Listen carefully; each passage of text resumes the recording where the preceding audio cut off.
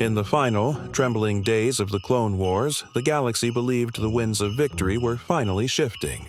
Worlds were being liberated, the Separatists were fragmenting, and hope seemed, at last, within reach.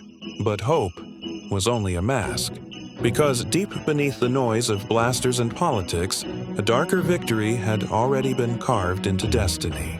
A victory sculpted by a single man hiding in plain sight. For 1,000 years, the Jedi stood as guardians of peace. Their temples stretched across the stars, their influence woven into every government, every court, every battlefield. But centuries of power created an illusion, one that blinded them to the truth. The Jedi believed the Sith were extinct. They believed darkness had been defeated. But darkness does not vanish. It waits, it whispers, it wears familiar faces. And the Sith did not return as warriors.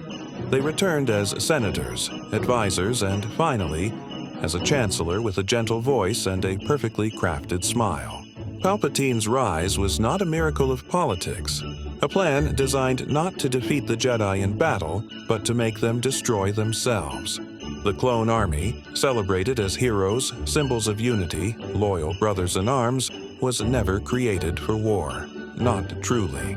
Cloning facilities, orders placed under false names, funding hidden through bureaucratic fog, every detail was orchestrated to conceal one horrifying truth. The clones were engineered to obey a command they would not understand, a command they could not refuse. The Jedi believed the clones were their allies, but allies choose loyalty. The clones had none. Their loyalty was sealed inside their minds, inhibitor chips buried beneath flesh and bone, waiting for a single phrase. Execute Order 66. When those words were spoken, the galaxy did not hear a command. It heard the fall of an era. In an instant, friendships were shattered. Trust turned to betrayal. And the protectors of peace were hunted like criminals. Across star systems, the same nightmare unfolded.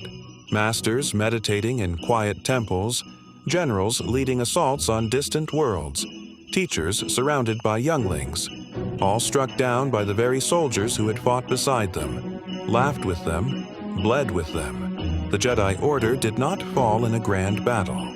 There was no heroic last stand. It collapsed in moments of silence, in sudden blaster fire, in confused cries for help, in futures extinguished before they ever had the chance to shine. But even in this orchestrated genocide, cracks appeared. Jedi who sensed the disturbance seconds before the betrayal, warriors who fought their way out, teachers who shielded their students with the last breath of the Force. These survivors became myths, ghosts in the Outer Rim, shadows the Empire could never fully erase, proof that the Sith's triumph, though devastating, was never absolute. Yet the true horror of Order 66 was not the massacre itself. It was the realization that the Jedi were not defeated by overwhelming power, but by overwhelming trust. They placed their faith in a republic that had already rotted. They placed their lives in the hands of clones who had no choice. And they underestimated a Sith Lord who had rewritten the rules of the galaxy without lifting a single blade. Order 66 was a cosmic reminder. The deadliest enemy is never the one standing before us, but the one standing beside us, quietly shaping our destiny, one hidden move at a time. And as the Jedi fell, the galaxy entered an age where truth was buried, hope was hunted, and darkness did not spread through fear, but through perfect, silent control.